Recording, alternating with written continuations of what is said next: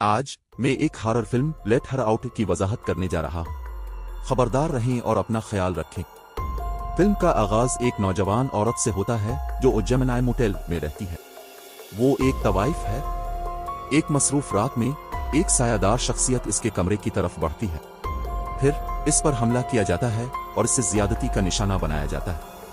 कुछ अरसे बाद इसे पता चलता है कि वो हामिला है। मायूसी और तन्हाई में वो एक कैंची लेकर अपने पेट में पलने वाले बच्चे को मारने की कोशिश करती है, लेकिन इसी दौरान वो खुद भी मर जाती है, मगर बच्चा जिंदा बच जाता है। इस वाकये के 23 साल बाद फिल्म में हेलन दिखाई जाती है, जो पैदाइश से पहले अपनी मां के हमले से बच गई थी। अब वो टोरंटो में रहती है और बाइक कोरियर के तौर पर काम करती है। वो अपनी बेहतरीन दोस्त मोली के साथ रहती है। एक दिन हेलन को एक दोस्त के घर रोमन सामान पहुंचाने का काम मिलता है। इस दिन हेलन की सालगिरह होती है, लिहाजा रोमन उसे एक पेंटिंग तोहफे में देता है, जिसके बारे में वो कहता है कि यह हेलन की तारीख शख्सियत को जाहिर करती है। हेलन फौरन पेंटिंग को अपने घर ले जाती है। अपने मोटल में हेलन मोली को अपनी मां की मौत की कहानी सुनाती है। मोली हेलन की हालत के बारे में बहुत फिक्रमंद होती है। वो हमेशा हेलन के साथ होती है क्योंकि हेलन का कोई और खानदान नहीं होता। कुछ देर बाद मोली वहां से चली जाती है क्योंकि उसे अपने बॉयफ्रेंड एड से मिलने जाना होता है। मोटल से वापसी के दौरान हेलन को एक कार ठोकर मार देती है, जिसकी वजह से वो शदीद जख्मी हो जाती है। फिर हेलन को अस्पताल ले जाया जाता है। वो सर पर चोट और कुछ हड्डियों के फ्रैक्चर का शिकार होती है। कई हफ्ते बाद हेलन को आखिरकार घर जाने की इजाजत मिल जाती है।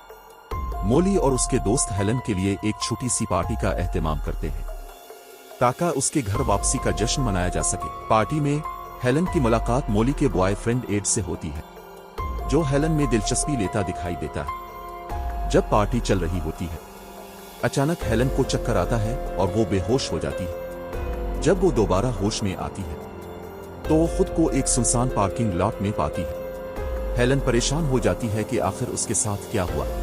वो फौरन मोली को कॉल करती है और पूछती है कि जब वो बेहोश हुई तो क्या हुआ था।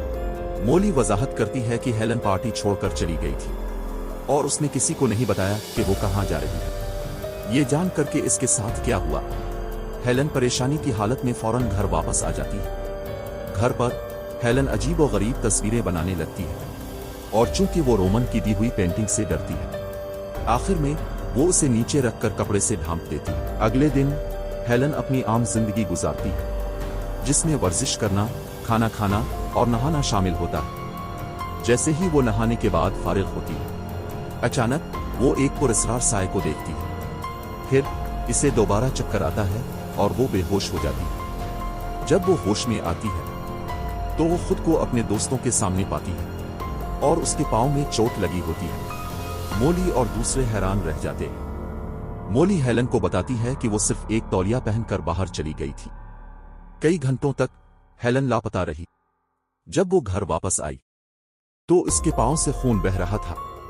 हेलन अपने पांव से टूटा हुआ शीशा निकालना शुरू कर देती है। अगले दिन हेलन और मोली डॉक्टर हेडली के पास जाती है ताकि हेलन की हालत पर मशवरा कर सके।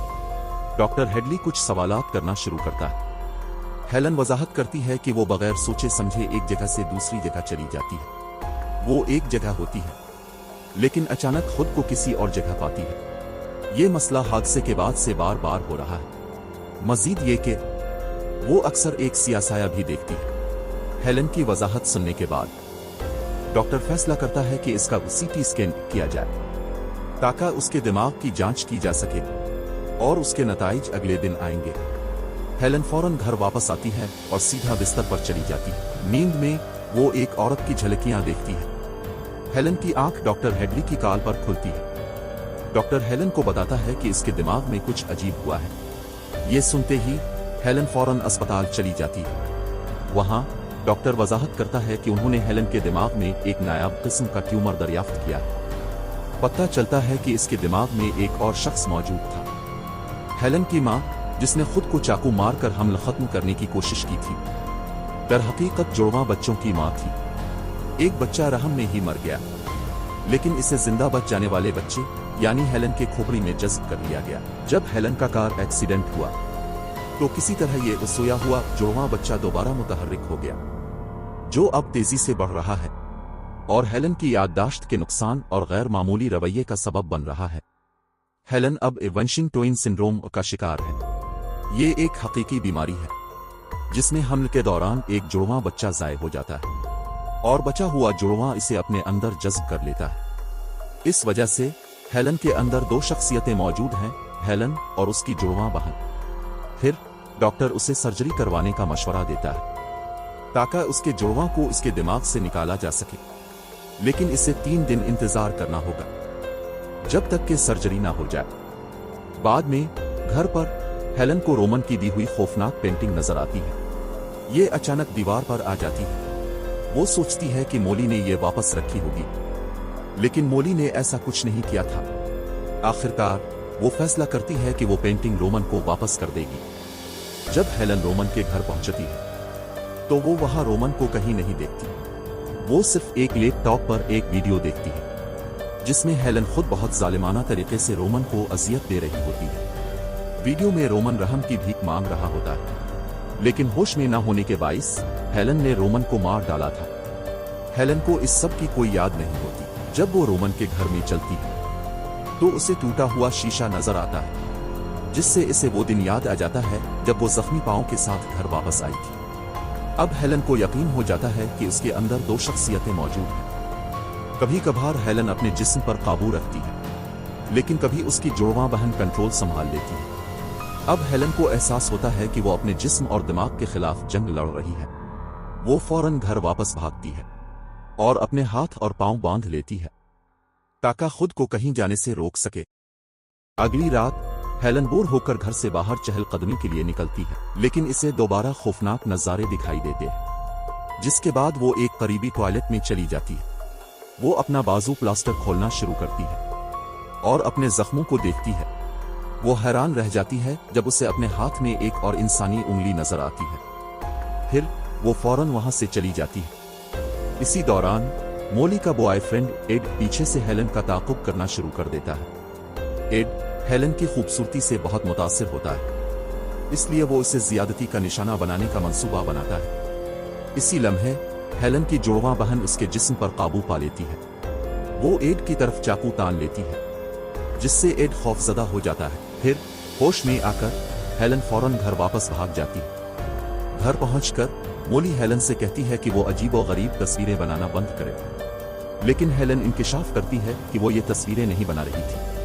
दोनों में बहस होने लगती है, यहां तक कि हेलन की जुड़वां बहन इसके जिस्म पर काबू पा लेती है और मोली पर हमला कर देती है। जब हेलन दोबारा होश में आती है तो उसे एहसास होता है कि वो मोली को नुकसान पहुंचा सकती थी। आखिरकार हेलन मोली से कहती है कि वो इससे दूर रहे, लेकिन मोली इनकार कर देती है। इसलिए हेलन फैसला करती है कि वो इस जगह से चली जाए और मोली से दूर रहे। रास्ते में हेलन की मुलाकात एड से होती है।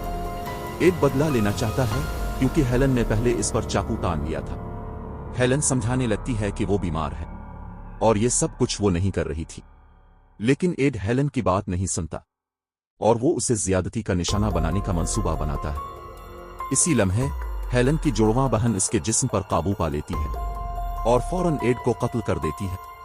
एड को कत्ल करने के बाद हेलन दोबारा होश में आती है और देखती है कि एड मर चुका है। ये समझकर कि वो कितनी खतरनाक हो चुकी है, हेलन खुदकुशी करने का फैसला करती है, इसी जीमनी मोटल में जहां सालों पहले इसकी मां ने खुदकुशी की थी।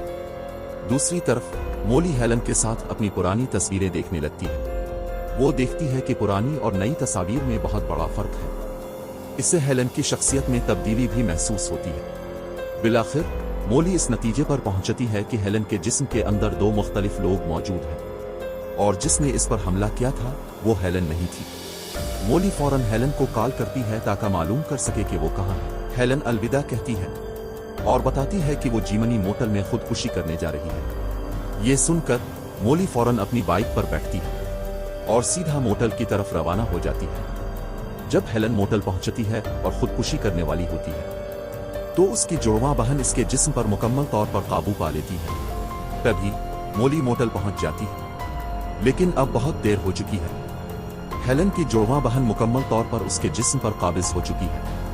वो फौरन मोली पर हमला कर देती है। मोली अपना बचाव करने की कोशिश करती है, और आखिरकार वो हेलन को मारने पर मजबूर हो जाती है। आखिरी मंजर में मोली घर की तरफ चल पड़ती है और हेलन के साथ गुजरे तमाम लम्हात को याद करती है। और यूं ये फिल्म खत्म हो जाती है।